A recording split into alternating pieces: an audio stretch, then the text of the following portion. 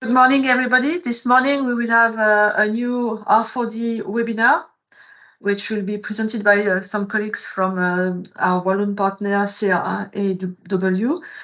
Just to remind you about R4D project. R4D project is a thematic network aiming at exchanging knowledge to help farmers of all European countries to be more resilient and be dairy farmers in the coming decades.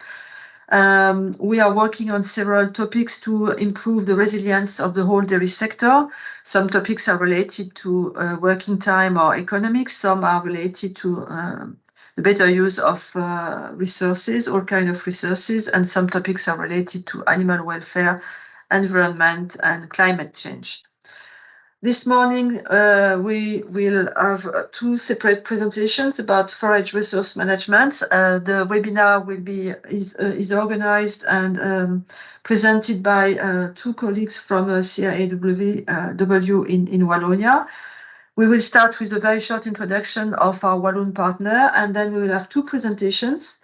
The first presentation will be made by Battheu-Noirfalise, who is PhD student at Gembloux Agro-bio Tech University, depending on University of Liège.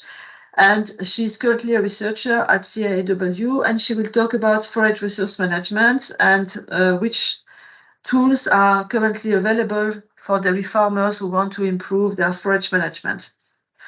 We will take one or two questions after Caroline's presentation. And the second presentation will also be about decision-making tools for forage management. It will be presented by David Mathy, who is a young researcher also working for CRA-W. And it will be about the conception of a new detection software, a remote detection software for grassland monitoring and management. And it's also developed in collaboration with some Walloon farmers. I just want to remind you that this webinar is recorded and it will be available with a replay, and the presentations will also be available after the webinar on R4D website. So we will start with Caroline and a short presentation of CRA-W and then her presentation. Caroline, you can share your screen. Do I start with the presentation of the center or the Sylvain? Just Sylvain or Caroline, as you want. Yes, just a few words about the CRA-W. Sylvain, you can introduce yourself. Yeah. So good morning, everybody. I'm Sylvain from the CRA-W. So the Walloon Agricultural Research Centre is a body public research center in Wallonia, placed in Gembloux for one part and in Libramont for the colleagues of today. We employ 450 people across Wallonia, and we have more than 200 hectares of experimental field. We are managing 2 experimental herds, 1 dairy herd in Gembloux and 1 suckling herd in Libramont. And that's it for a short presentation. So Caroline, the floor is yours. Thank you, Sylvain. Yes, good morning to everyone. So I will share you my presentation. So I guess everyone can see it. Perfect, we can start. Okay, so these are actually the results from a project that was before my PhD, but just for a small context, my PhD is about contribution to food security of livestock, mostly cattle, and the importance of managing well grass resources is also very, very stressed in contribution to food security, as grass is actually one of the feeds that is not human edible. So I think that even in the frame of my current PhD, this research has all its sense. So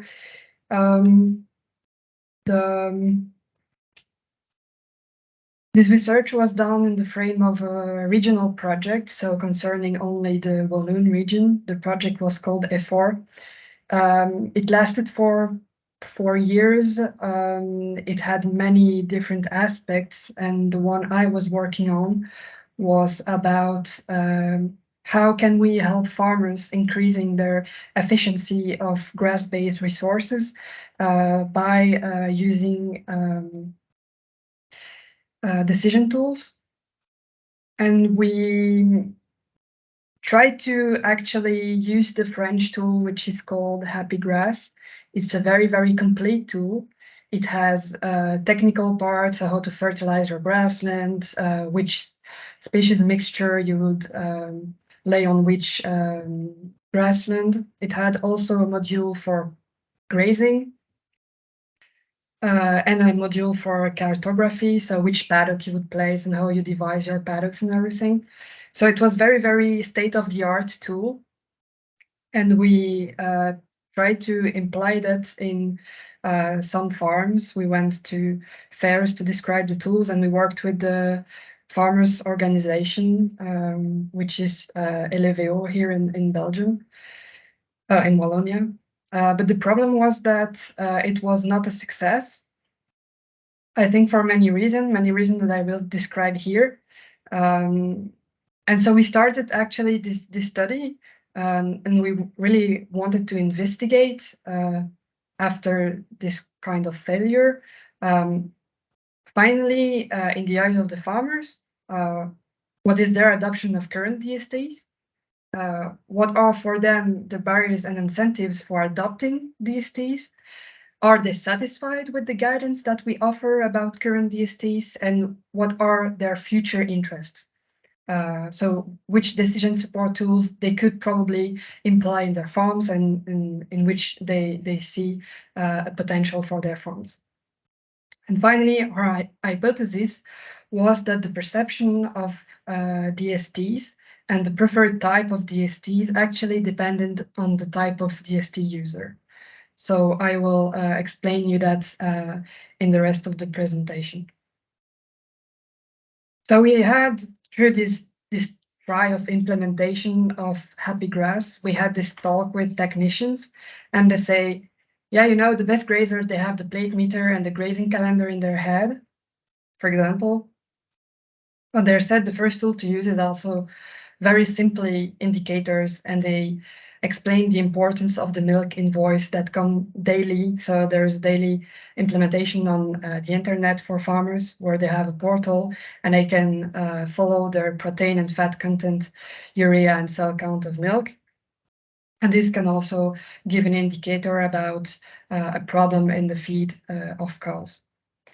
So there was this big, actually, opposition between scientific vision, which we define as precise quantification, rationality, and a very structured decision-making process. And on the other hand, you had the practical farm management that was based on heuristic and ground rules, simplicity of decision and acting, and a practical daily implementation in their farms. And actually, this is supported and described by many in the scientific literature and in many countries.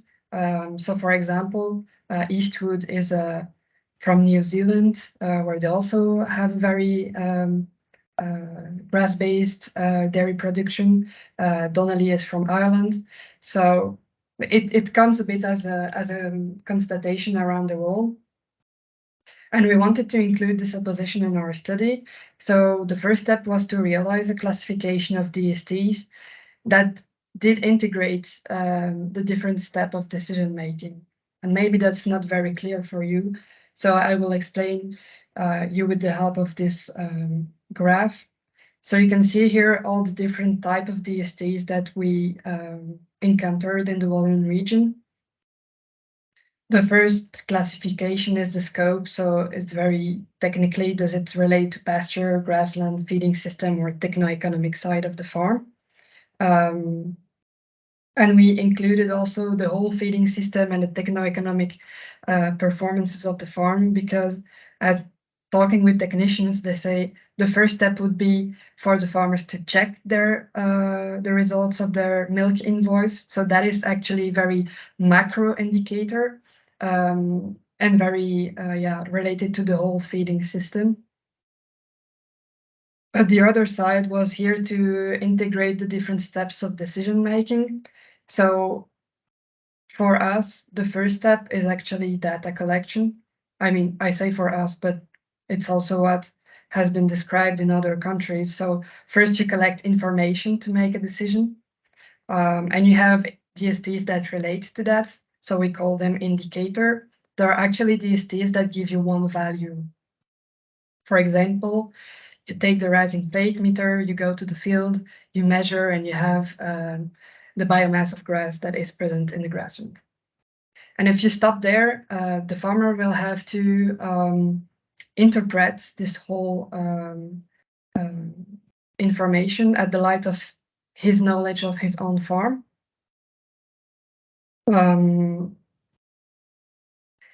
If you want to have the data interpretation that is integrated in a decision support tool, that's also possible. We call them software. And for example, you can link the results of your measurement with the rising plate meter to a grazing application where you can encode all the results of biomasses from your grassland. You can also specify your herd, the milk production, and the software will give you a classification of the paddocks that need to be grazed first and last, and maybe also if there is the need for complementation. So here you can see that we have also DSTs that realize the data interpretation. And I will just close the windows because there are a lot of tractors that goes here.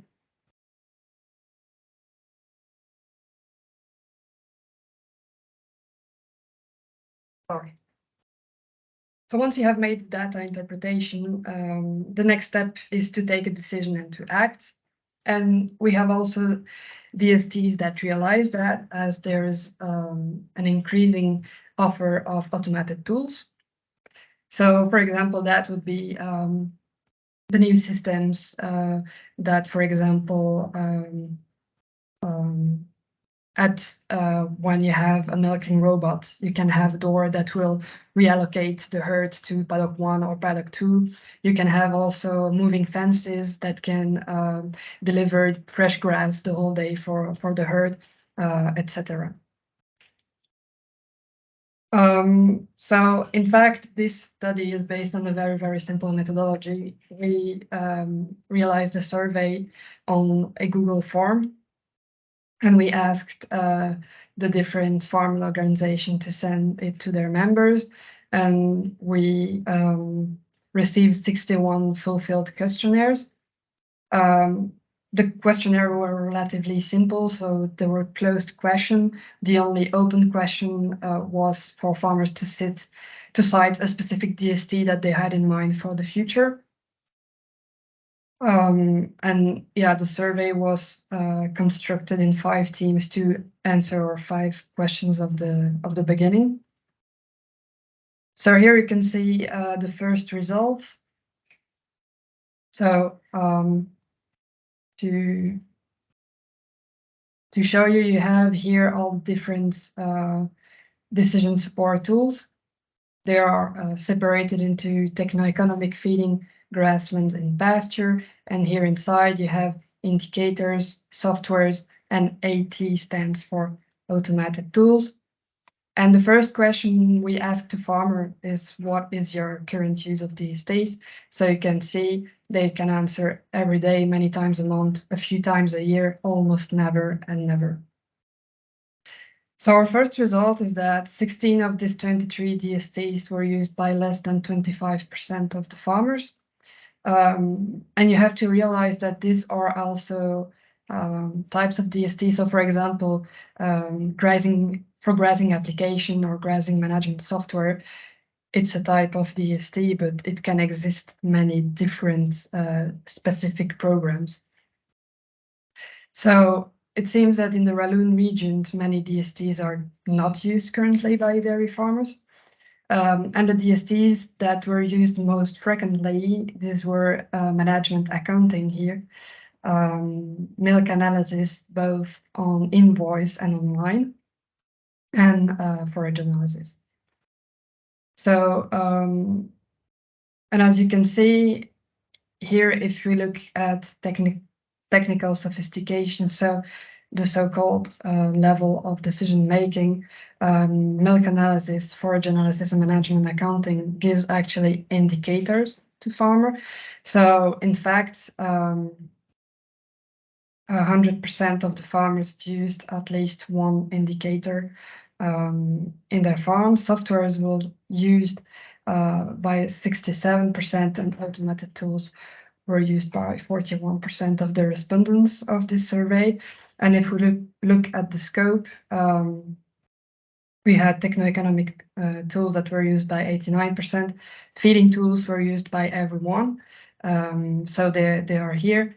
And then grassland tools were used by 93%. You can see that for those three categories, it's pretty good. And then when we go to pasture DSTs, so here we have grazing calendar, remote fence monitoring, plate meter, grazing app, and management software, and automated GPS herd software. Those are used by 33% of the respondents. So that's not a lot. And I was stressed maybe the importance of indicators, because those seems very simple sometimes, but they are used the most often, and that also come as a result in different country. So for example, Buffet et al. is a research from Holland. Holland is close to Belgium, but on the Flanders side. And they say that practical field and measurement instruments were used the most often as DSTs in Holland. And I want to cite one professor, well, ex-professor, I think, at the technical school of Luxembourg, Henry Conan, that said that you actually have to give farmer simple figures and let them interpret it at the light of the knowledge of their own farm. And I think that's very true, because it's very, very complicated to integrate all the information that you have in one farm. Something are very subtle or details, but they do have an impact on the result of the decision. And sometimes it would be easier for the farmer to just reflect internally on those things. So I think that one of the results that we had from this research is that maybe it would be interesting to invest in communication about available indicators interpretation, for example, the milk analysis, because, for example, the ratio of fat content on protein content gives an idea of potential acidosis in dairy cows. And I mean, if we can better communicate that to farmer, they could daily interpret the risk to have acidosis, for example. Here are the barrier and incentives for adopting DSTs.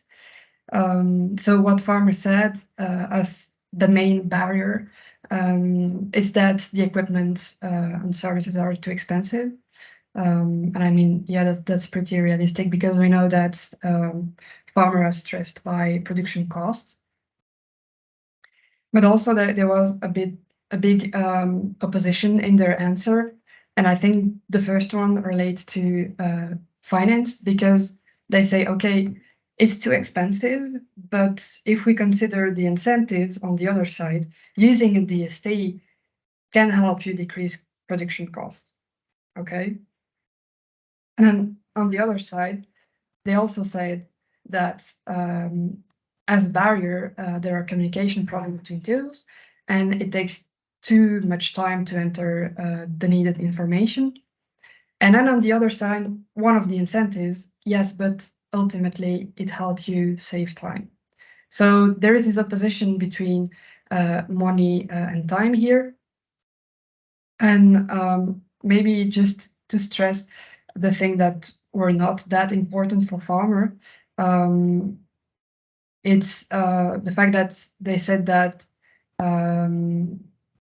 they don't trust the security and confidentiality of data, and that digital technology was too complex to use, and that it would weaken the connection with the animal.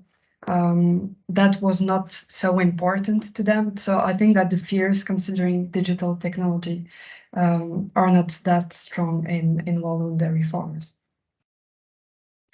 So as a result, the question is a DST associated with time and money gain or loss? And what we maybe think is that DSTs may require an initial investment in terms of money because you buy it, or in terms of time because you have to get used to it, understand how to use it, and maybe have guidance. But then once you use it, maybe it can provide gain later. And so maybe we should focus on that when we explain how to use DSTs to farmer. It's that maybe in the future they can have gains, but that it needs an initial investment. And also I need that we urgently need to address the lack of time in dairy farmers, because I mean, in the Walloon region, farmers have very few free time. And that also have an impact on adopting new things, because if you never have free time, how can you be interested in reading the new DSTs available and have the time that it needs to get used to it and everything? So we need to address the lack of time to introduce innovations in dairy farms, and also the lack of financial support of farmers to invest in DSTs. I mean, if we think that those DSTs can also help for sustainability, for example, then maybe it should be more supported by the state. And then there is this big new era of connected DST. So you can have connected tools, and they would exchange information, and you would have a huge gain of time because you don't need to make the measurement yourself, and you don't need to encode the information in the software. So for example, you have connected rising plate meter, and they can directly give the information of grassland biomass available to the pasture app. But on the other hand, the question is, will it not become too complex to handle? However, so as we can see, digital DSTs were not seen as too complex. So knowing that, one of the big things is that sometimes you would think that for a DST to be adopted, it has to be simple. That would be a very a simplistic interpretation of the result. And I think that this is not true, because as we can see here, one of the fear of farmer is also that tools are not robust and not reliable enough. And I think that if you're a farmer, you take time to invest in a DST and you see that the results are not at all realistic, you will stop using it very fastly. So we think that the background model, the algorithm, or anything data related needs to be as accurate as possible. So it's no problem to use very complex models, because we think that what needs to be understood to be adopted by farmers is the functioning and the associated knowledge. So for example, why would you realize a rotational grazing in the place of a continuous grazing? If you can show that it's to maximize grass quality and quantity, I think that farmers will be more sensitive to using a DST related to rotational grazing. But that, I mean, they don't need to understand, for example, what my colleague will show you hereafter, how the satellites take photo and interpret the grass biomass. I mean, but on the other hand, what needs to be as simple as possible is the DST interface, because sometimes DSTs are created by the scientific that made the algorithm and the model. And so you say, okay, I will just do an interface like I want it to be, but it's a very complex science how to make a program interpretable and used by users. I mean, phone developers, for example, they work a lot on visually how the things are disposed and how it can be used very, very simply. So the other question was, are farmers satisfied with the guidance that we offer considering DST, and would that be a reason why they don't use DSTs that much?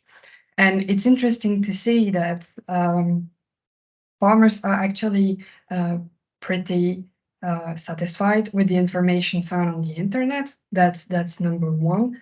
They also are satisfied about their advisor and technical document. Although you can see here it's a bit 50-50. 23% said it was sufficient, 24 said it was not enough. But then when you have more not enough than sufficient, that's for these three options. So it's exchanges with other farmers, initial training, and continuous education. And of course, I think these three last option take a lot more time. And so sometimes when the organization forgets to implement that linked with the DST. So what was also described very well in the literature, it's the need for continuous guidance, and also related with that previous point of teaching the knowledge associated with the DST. You need time to organize this information meeting with the farmers.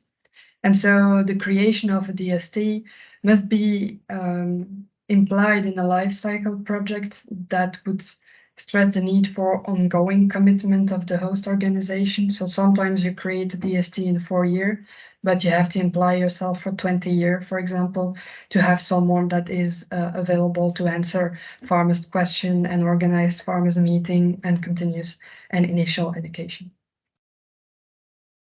So here, about future interests in DST, you can see that farmers that answered, yes, I'm already thinking about it, so that they are very close to having a new DST on their farm. There were very few, so I remember that 61 farmers answered our questionnaire, so only 3 said, yes, I'm already thinking about a feeding DST. 2 said, yes, I'm already thinking about a pasture DST. 0 said, I'm already thinking about a grassland DST, and only 1 said, yes, I'm already thinking about a techno-economic DST. So it's pretty low, but on the other side, when we ask farmers, which specific DST are you thinking about, they would say 9 of the 61 would say a rising plate meter, even though, as we have seen previously, only 33% of the farmers already used a pasture DST. And also 6 of them said that they were interested in pasture management software. And there were meetings organized with farmers during that project effort. And that's pretty realistic and close to what the farmers of the meeting said.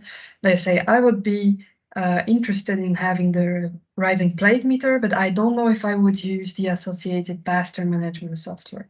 So that relates back to farmers' interest in having an indicator and less in having a software. So one of our hypotheses was that we wanted to see if there was types of DST user. And that would answer the question, can we have a one-fit-all DST for all dairy farmers? And here the methodology is probably a bit complex, but each point you can see here is actually a farm. There are not 61 points because if farmer answered completely the same, then the points are one on top of each other.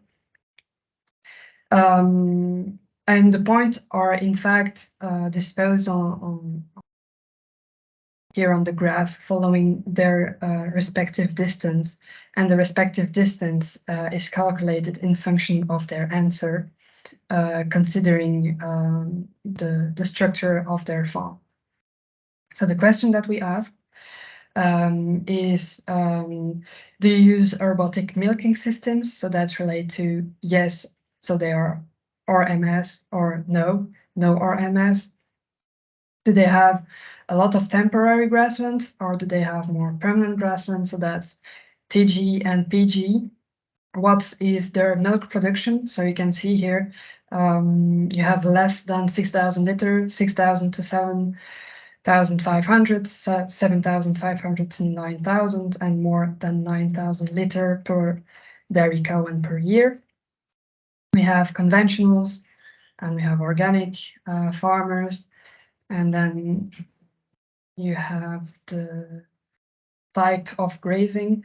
So we have the no grazers, so indoor dairy. We have the classical grazing, and we associated that to continuous grazing or very slow rotational grazing. So people that would change big paddocks, like for example, every month.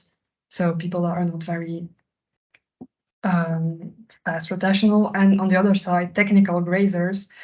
Those are all the dairy farms that associate their management to a very specific type of grazing. So we have short grazing in Wallonia, and we have rotational grazing. So those are our technical grazers. So that's how it works.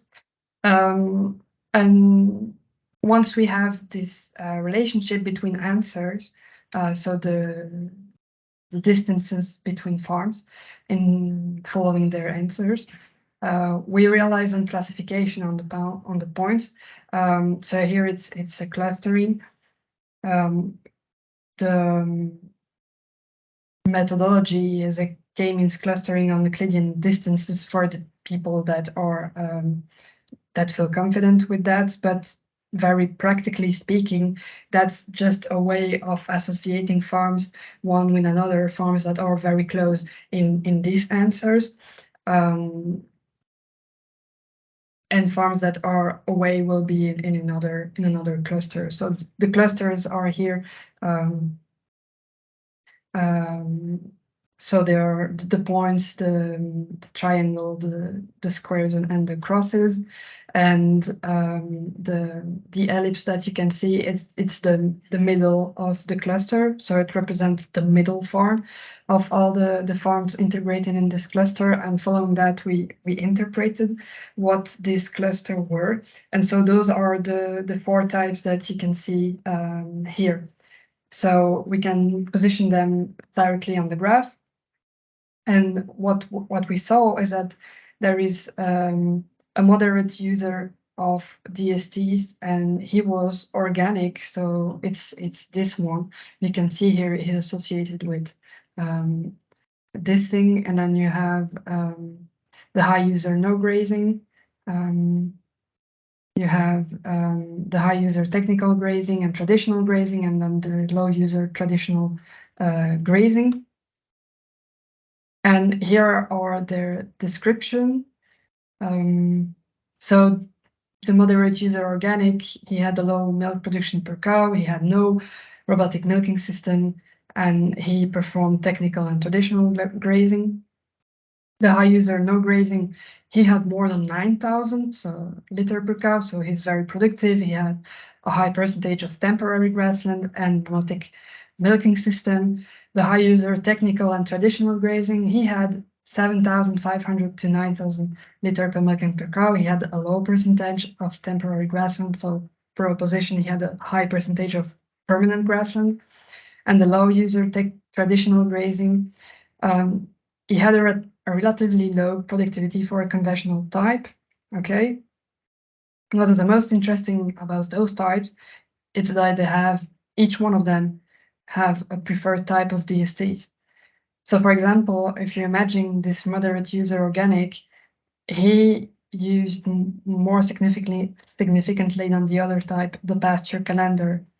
And I think it's a DST that very well match his action. The high user no grazing, his favorite type of DST was an automatic concentrate dispenser. So we can see here it's indoor dairy systems, and it's easier indoor to have a very precise feeding. The high user technical and traditional grazing, he liked diet composition software. So he's a bit more precise than our moderate user organic. And he also liked fodder balance. So the fodder balance is once you have collected all your fodders for the year, you will see if it's balanced with the herd and which type of fodder you will use for which animal category. And that's also a more precise way of anticipating your use of fodder throughout the winter. And then what's interesting with the low use of traditional grazing, he had no preferred type of DST because he used very few DSTs. But on the other hand, he is not impressed about the fact that DSTs can help him save money. He is not impressed that it can help him meet regulatory obligations. He's not satisfied about the information that's given on the internet and through farmers' meeting. So that's the type of dairy farmer that has a quite negative view on DSTs. So probably also very consistent with the fact that he doesn't use many DSTs. But we try to link that with the existing literature. So, for example, Laurence Chaloux is an Irish researcher, and he said in one of his articles that there is a low use of DSTs in grass-based dairy farms because they have this habit of having a lower capital investment. And that is probably true. But still, it can also be possible to create DSTs that are not that expensive, but that would give more knowledge and induce more knowledge-intensive technical grazing. And that's said by this other Irish researcher, and this article was more precisely on a DST that's called pasture-based, that works very well and that it's used by a lot of Irish farmers. It's kind of a success story considering DSTs, I would say. And they have also a whole community of farmers around this tool. And they have seen that people that use this tool had an increased milk production and income. So he said, if farmers had a more knowledge-intensive technical grazing, it could help them increase both milk production and income. But then our results are also very consistent with the fact that it's seen elsewhere that indoor systems use the most DSTs. That was also the case here with this type that was no grazing and high user of DST. But what we have seen on the other side is that these are two other types, technical and traditional grazing and medium user organic. They are also using DSTs, but they are not using the same type of DSTs, of course. The thing is, if you use automatic feeding system, you would use it every day. Otherwise, it doesn't have much sense. Cows must have an access to it daily. But if you use a fodder balance, for example, you would use that once or twice a year. If you use a pasture calendar, that's also not something that you would use every day. So it makes sense that high user, no grazing use more often these days. But I think that we can conclude that the preferred type of DST depends actually from the DST user type. And I think that's very, very important for us to understand, because that would say that we have to work on different types of DSTs considering different types of farmers. And then last, the low user technical traditional grazing. So Turner is actually from New Zealand, and he said that you have different levels of competence. And the first one is unconscious incompetence. And that's when you're doing things not optimally because you don't have the knowledge on how to do better.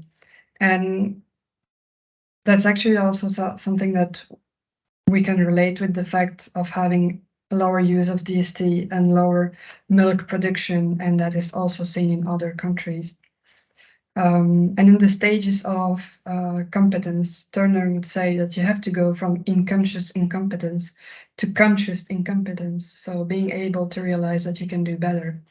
And then you would go to conscious competence when you get the knowledge. And once you know it, and then you get more practical and you have this more practical knowledge, you would go to unconscious competence. Very interesting. So to conclude this research, that's actually very basic because it's based on a questionnaire. I think we can say that dairy farmers in Walloon region actually currently, they mainly use simple indicators as DST to manage grass-based fodder.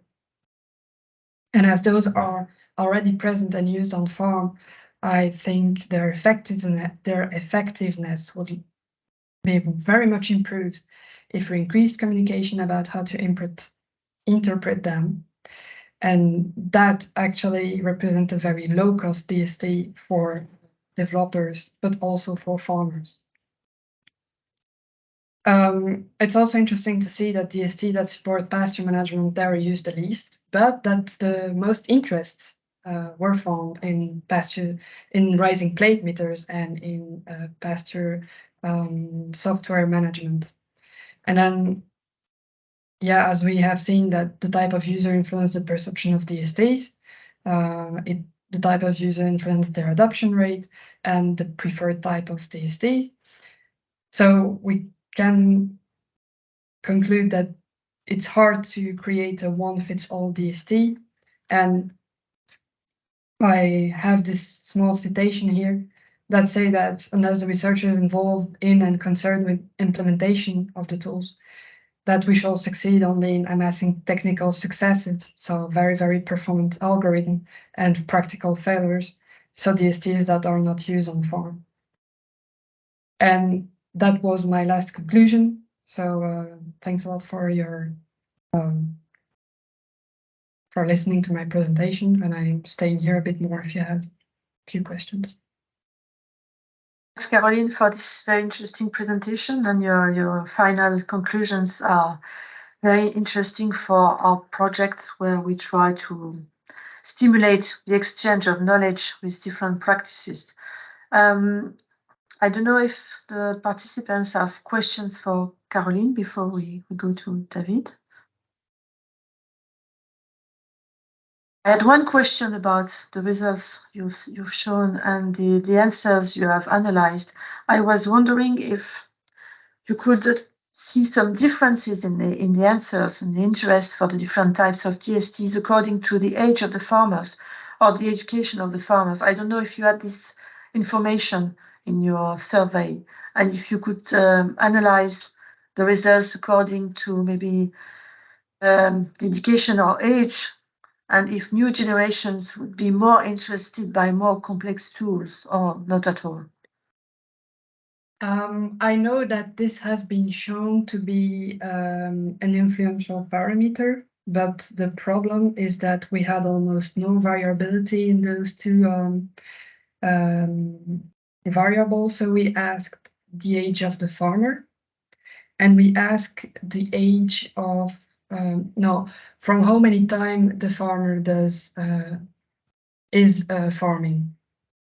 And for both of them, we have a very, I mean, if we look at the mean of age in dairy farmers of the Walloon region, I think that we had answer of people, 90% of them between 45 and 60 years.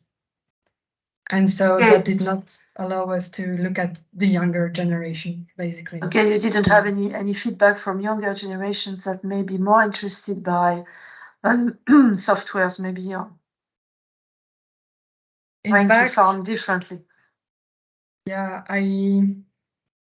not really, because there were focus groups that were organized in the frame of that same project. And I think that we had almost all farmers that practice the rotational grazing.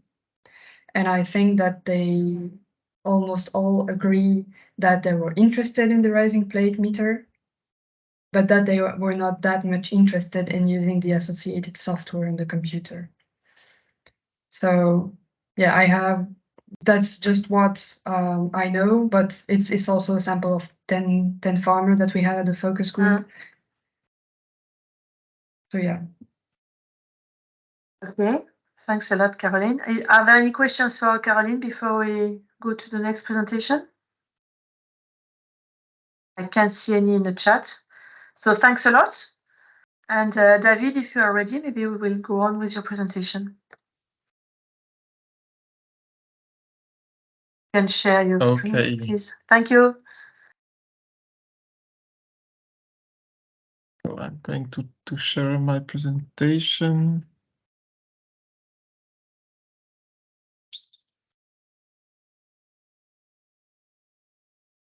Still have to change the title of this presentation. But...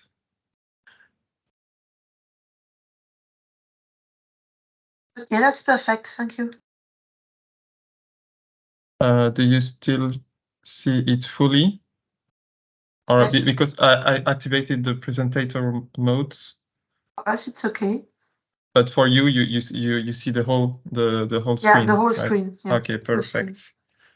So yes, thank you very much, Caroline. This is the best introduction I can have for the Sunshine project.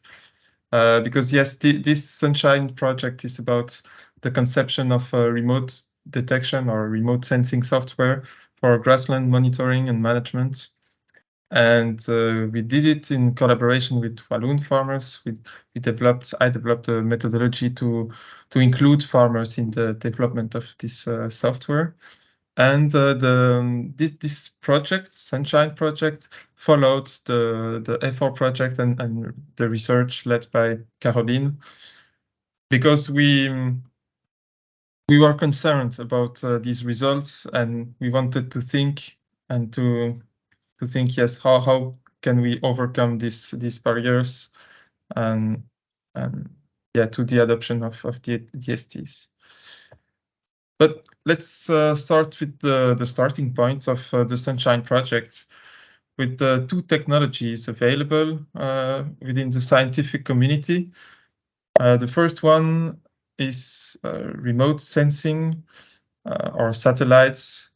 We can get remote sensing data, and thanks to on-field measures, we are now able to train algorithms, basically machine learning algorithms, to translate this remote sensing data into biomass values. So here is an example of 3 fields of grassland and 3 pastures with rotational grazing, and we see the difference on the 3 paddocks. So interesting. The error for now is quite already nice, but we hope we can improve it. It's around 15%. And the other technology is grass growth modeling. A lot of scientists have been working over the world on the modeling of the physiology, the way grass is growing. So basically with mathematical equations that uses meteorological data, soil data, fertilizing data, a lot of data to be able to predict biomass. So the same objective as the remote sensing approach. We want to assess what is the biomass on the grasslands. And these two technologies are quite complementary, because on one hand we have the remote sensing approach that offers nice values, but if we have clouds, we have no values. It's impossible to see through clouds or with less accurate satellites. So what do we do? But fortunately, we have the grass growth modeling approach that will compute biomass values every day. But at the same time, we have to make sure that it's working properly. And so whenever we have remote sensing data and biomass from remote sensing data. But we can check, is the grass growth modeling working great? Is it predicting the same biomass value or very close? If not, we know that we have to change some parameters and to adapt the model. And so working together, we can fill all the gaps. Of course, these two technologies have to be adapted to Walloon conditions. That's why we set up a huge sampling campaign. But these two technologies combined can offer us a good view on what biomass is available on grassland every day. We can fill all the gaps.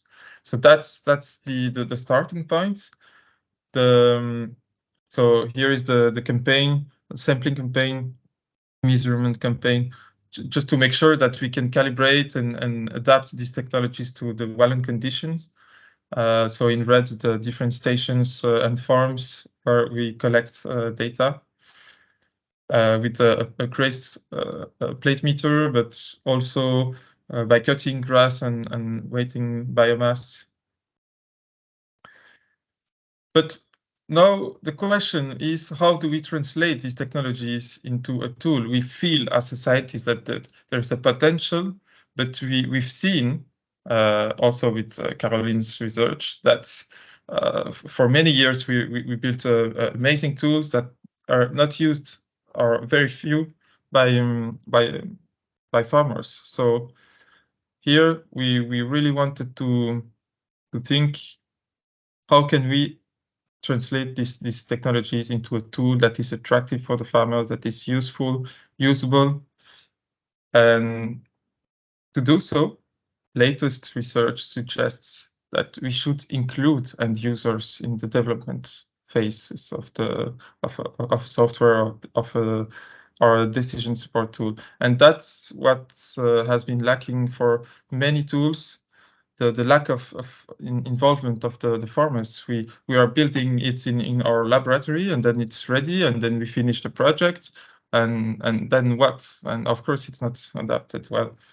So basically, there are two ways of doing. We can imagine one-to-one interviews.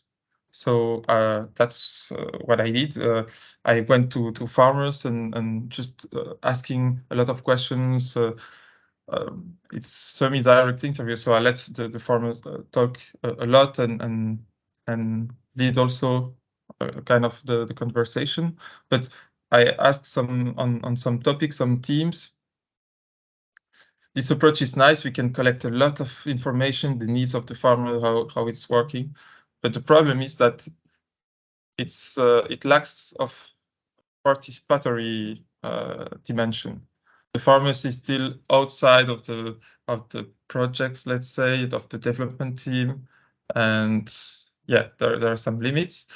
However, it is the most time-saving approach for the farmer. Just 2 hours interview, I collect a lot of data, and then I translate this data into something meaningful. The other way is the most ideal way would be to include directly farmers in the development team. But this is too much time consuming, and we cannot apply that. We cannot ask farmers to come weekly in the meetings of the development team. It's way too much time consuming. So here we chose to balance both methods and to include both methods. So we started with one-to-one semi-direct interviews all across Wallonia with 12 farmers, 3 technicians that were following a lot of farmers and that had great knowledge. 5 of the farmers were organic, 7 were conventional, 3 were doing beef, 8 dairy, and 1 doing both. So I started with these semi-direct interviews. What teams I was talking about with them?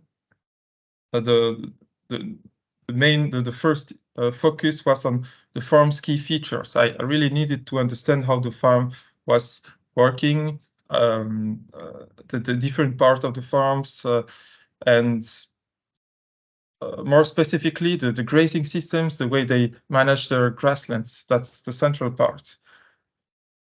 And regarding a very important point regarding the decision support tool is to know about the critical decisions that the farmers is taking annually, weekly, daily. And so I put a great emphasis on that. This altogether allowed me to discover a huge diversity of grass managing practices. I realized that every farmer customized with very slightly customized their systems. And for example, I met 4 different rotational grazers, and they all did different rotational grazing management. So one will, for example, change every day the paddock for the cows. Another will advance with an electrical fence and with very different time values. Another precious information I got from these semi-direct interviews were the users' features IDs. This way, in a certain way, sometimes the farmers were just offering a feature, telling, "Oh, I would love to have that in the software," for example. And an example is generating a grazing calendar automatically. If we have the sufficient input data, we can do that, and then he can have his document and doesn't have to write it, and he can use it as a justification for the dairy industry. So we have this data, but we want to build a functional analysis. The functional analysis is the documents, the reference document for the development team, the software developers. They use it as a reference to know what they have to do, basically. So I built this functional analysis from 2 ways, let's say. One, from all this information, the grass systems typology, I built myself the features. I tried to focus on what was the common points between all the farms, the main features that would serve everybody. And this is more called user-based genius design, because I decide, let's say, based on this information, what should work. And on the other hand, user-centered design, where the farmers build themselves straight functionalities for the functional analysis. So now we have these documents, and what we did, you may be asking that we still have not seen any working groups, but here come the working groups.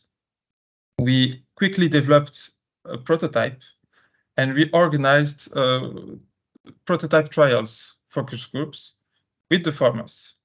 So the first prototype, very basic, the most basic possible. We just wanted to have a tool that they could use with their hands, and so they could visualize. And so we implemented it very quickly. And this allowed us to get feedbacks and to redesign the functional analysis. And it could be an infinite loop, yes, until we have no money or the software is perfect, which is never the case, of course. But this is the idea. We make a prototype, they test it, we get feedbacks, we redesign and build a better prototype and organize other focus groups. So this way, they are more included in the development, but we are not asking them every details and at every stage of the development phase, just the most important one. And voila. I believe that it would be even better if I show you, for example, what was the first prototype we used for the focus groups with the farmers. I already organized 2, so I'm gonna share something else. Nice, my window up. Yes. So thanks with a partnership with Wallismart, another project, and the University of Liège, Gembloux Agro-bio Tech, we put our resources together and we built the quickest way possible this prototype. So it's already based on the functional analysis on what I collected from as an input from the farmers. And so it's a navigating map like Google Map. They can look for their farms. So let's pick up our farm. So you can have a view. We have the research center here, maybe change to photo plan so you can see. Yes, the research center is here. And they could already select either draw a field or select from the cap fields here, ajouter, and now we can compute, select the date for computation. So here, let's say 25 of May, and now it's computing, but we can see a legend, a colored legend, so it will show up when it's computed the biomass value associated with the color and associated with an advice of grazing or mowing events. So it's really basic theoretical and not accurate yet. The idea was just they had to bring some food for their brain to stimulate their creativity and to stimulate the discussion. So here, voila, a result that they could get. We can see some kind of rotational grazing. The biomass value are not the same, and also a slope where it's in Libramont, it grows better on the top of the hill than on the bottom. So voila, it worked really great working that way with the farmers. They are super creative and yeah, after the trial of the prototype, I organized some kind of innovation tournament where they could build and propose all the ideas they had. And yes, it was more creative than the semi-direct interviews. Yes, because they were together, they could discuss and face their different systems and face their ideas and construct them together. It was really great. And now we have to integrate all of this to build the next prototype by the end of the year. So voila.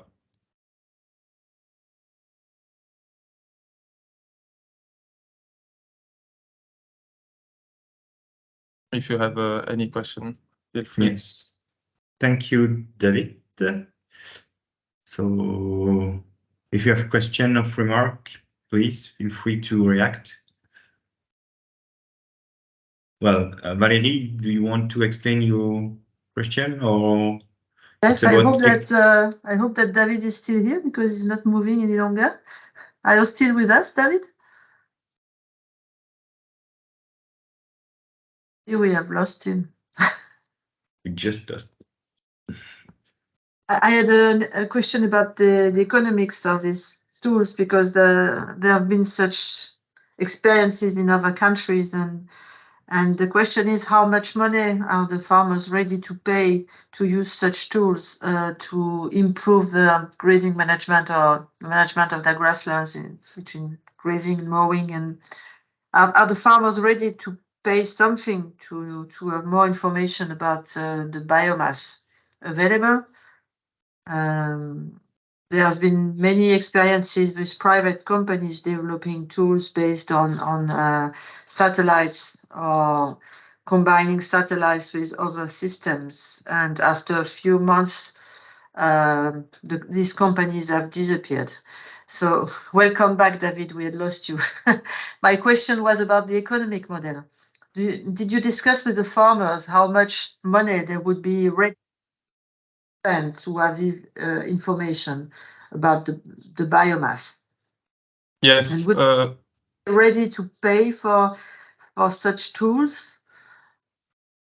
Yes, so we didn't, but our partner in Gembloux did ask, and they had some value. I don't have them in mind, but it was up to 100 euros per year, something like that maximum. But here we have the chance that this software will be maintained and supported by a partner, which is called l'Association Wallonne des Éleveurs, or LVO, and they will maintain the tool on their servers. And this helps already because they already have some kind of business model, and this will be just one more service they will offer and include in packages with other services like milk control, for example. Okay. So this is some kind of security, I would say, regarding that topic. Now, when it comes to the price, the benefit is that the advantage is that this project is funded publicly by the Plan de Relance de la Wallonie. So this means that all the development stages will not be supported by the price of the software. So it should cost it should be quite cheap, but I don't know yet the value, but it should be more related to its maintenance on servers and maybe, but I believe the development will be public even for the incoming phases if it's a success. So this is already an advantage, an advantage comparing to other software developed from private companies. I don't know if you heard what I said just before you came back, but we had several negative experiences with private companies that disappeared after 1 year because the economic model is not so easy. The farmers are not really ready to pay for the real cost. So if in this case it's supported by public funding and you have it's a tool that is added to other services, it's different. Yes, and the partner is not a private company. It's like semi-public, semi-private. So it's very already well established in the agricultural ecosystem. So, if I can add you information, the Walloon Livestock Association. In fact, it's the farmer pay an annual cotization, and after they have a pack of software available. And this will be in the pack, so they will not pay more for this than they pay for other. And they won't pay the real cost. Yeah, no. Okay, are there any other questions for David?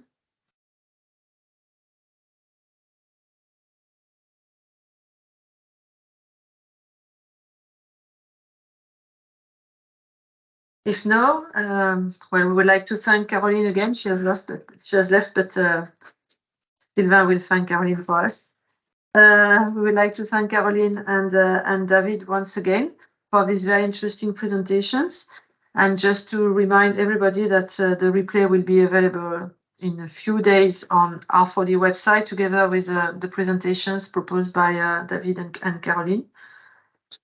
And we would like to inform you about the next webinars. Next week, there will be one webinar on the 21st of June about the Italian sector, the Italian dairy sector, proposed by our Italian colleagues. And on Thursday, the 22nd, our colleagues from Flanders will also make a presentation. Isabelle, if you want to give a few words about the next webinars. It's about global health, but it's a partner with us, the University of Ghent, that will present. So we are a partner in that project, but they are the veterinary specialists, and it will be them, one of their PhD students who will give the webinar. Yeah. Okay. Thanks a lot for being with us this morning, and see you soon on R4D webinar series. Bye. Bye. Thank you. Bye.